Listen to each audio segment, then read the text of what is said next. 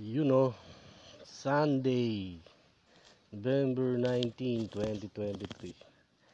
So, 14% na lang ako. Ayun. You know, 14% na lang ako. Okay. Hindi tayo masyado magtatagal kasi nga bali-balita lang tayo sa mga mga nagaganap sa Mahiwagang Cavite. So,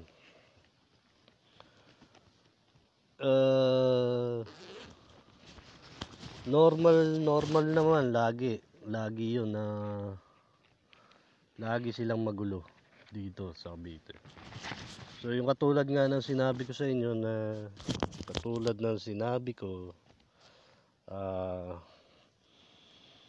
kunin nyo ng kunin yung mga ebidensyang sinasabi ko, yung tungkol sa satellite na yon na ginagamit nila sa akin. Para magkaalaman tayong lahat. Kung tignan natin kung talagang uubrabas talaga sila. Lahat ng ebidensya nyo, kunin nyo. Paano nila ako nakikita, paano nila ako binababoy doon sa video nyo. So kunin nyo lahat yun. Wala akong pakialam kung sinong sasagasaan ko dito. Kasi unang-una sa lahat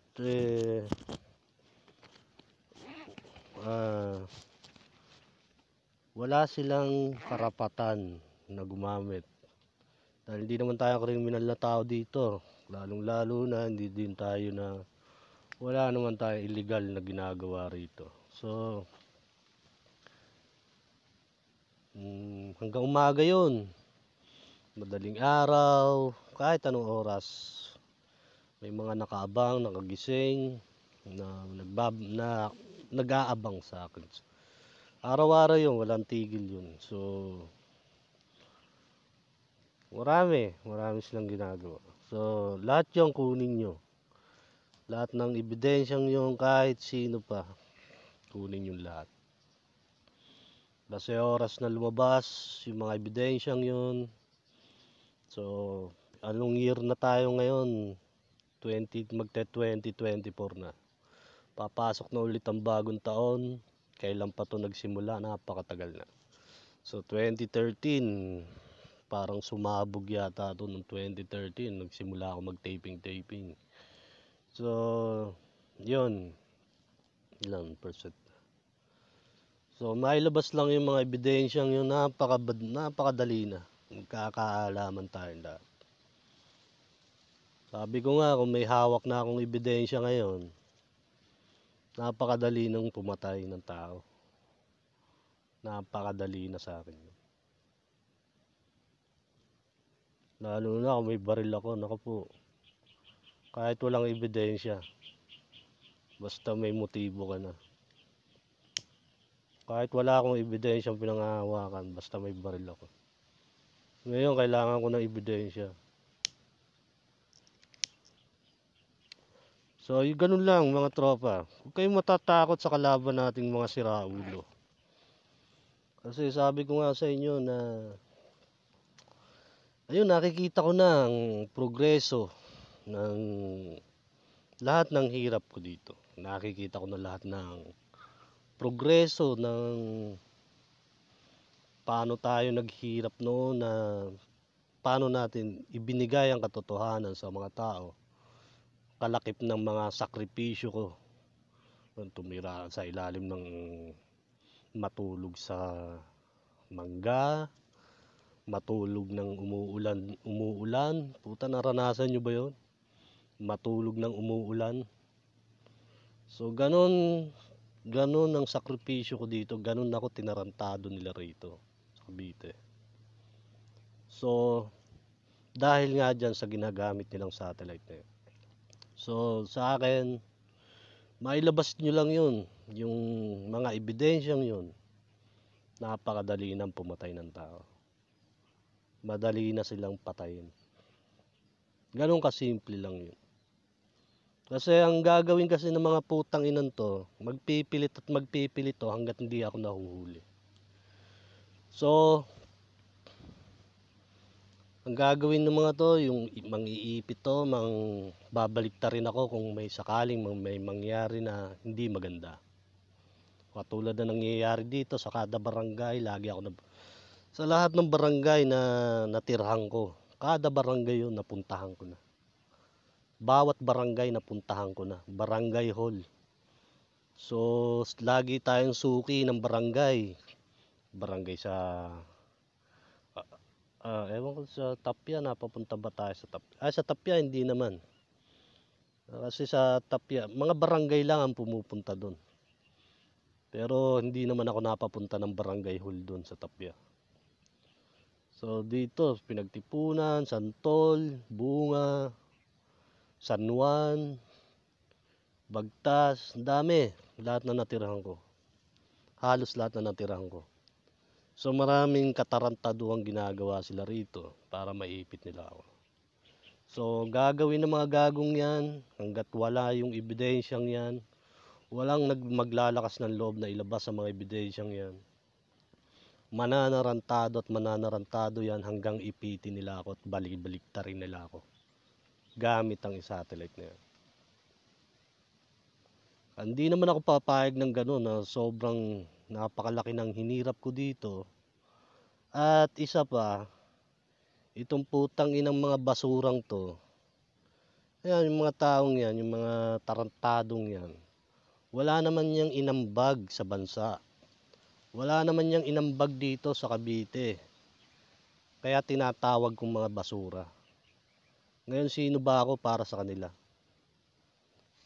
Diba? Ano ba ang nagawa ko sa bansa sa mga siraulong to? Kung gusto kong ipapatay, putang ina, papapatay ko talaga mga putang ina yan.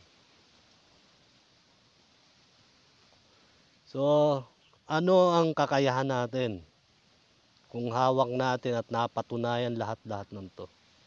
Kung tinatawag tayong alamat sa bansang to, ano ang kaya nating gawin at ano ang kaya nating hawakan? Diba? So, ganun lang. Huwag niyong katatakutan yung mga siraulong yan. Hinihingal ako. Nakasyat ako kahapon. Naglibang-libang kasi ako kasi puro puyat. Hindi tayo makatulog ng malalim.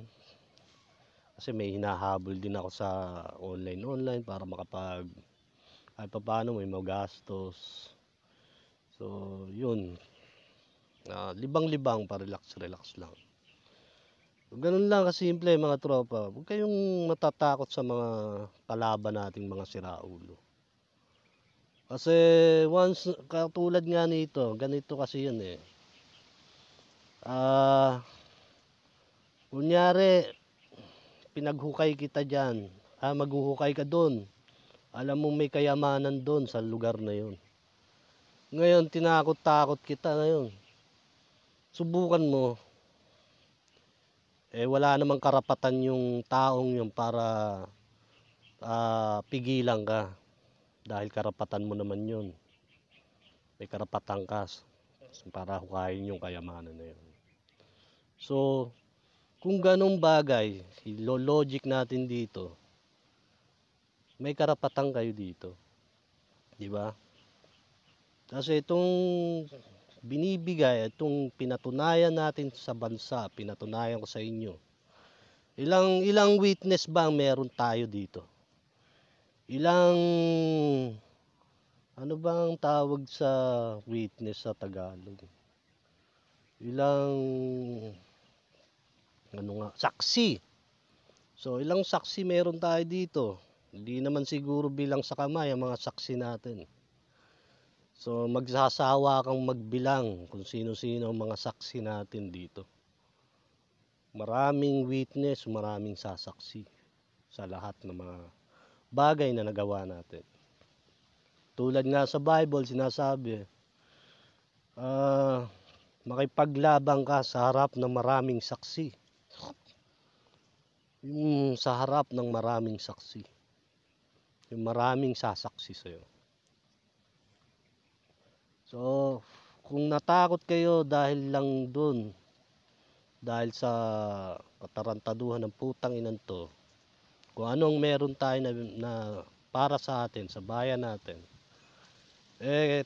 sasabihin kong kayo na ang pinakatangang tao. Dahil alam mong isang kayamanan to na hindi mo masusukat ang kayamanan nito. Nakuha nyo ba? Gaano ba kalaki? Gaano ba? Utang na, gaano ka-impluwensya ang meron tayo? Gaano kalaking kayamanan na meron tayo? Tapos papagago lang kayo, kasi papatokis lang kayo sa mga siraulong to, wala na. Wala na yung kayamanan na yun. Hindi mapupunta sa inyo. So, unang-unang bagay, sabi ni Jesus, huwag nyo silang katakutan. Huwag nyo silang katatakutan. Kasi, yun ang umpisa ng manipula. Doon kayo mamamanipula. Katulad nga ng kasabihan dito sa Cavite, nagpapadarag, huwag kang magpapadarag. May padarag na sinasabi. Huwag kang padadarag. Yun ang kasabihan nila dito. Ngayon ko lang din naalaman yung darag na yun kasi nung pa pala yun. Kumbaga may mga ganong gulat, mga gulat-gulat. So, ganun. Ilang beses sinabi sa Bible na huwag nyo silang katakutan. Kasi doon nag-uumpisa ang manipula ng putang inang demonyong to. Pag natakot ka sa mga gagong to, kawalan ka na. Yung kayamanan na para sa inyo napunta na sa kahit kanino. 'Di ba? Totoo ba yung sinasabi ko? So, yun lang. Ewan ko, hinihingal ako eh. Putik na yan. Sobrahan nata, awit.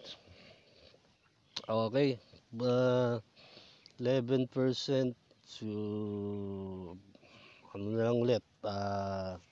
Sa susunod, baka bukas, gawa tayo ng mga video na medyo good.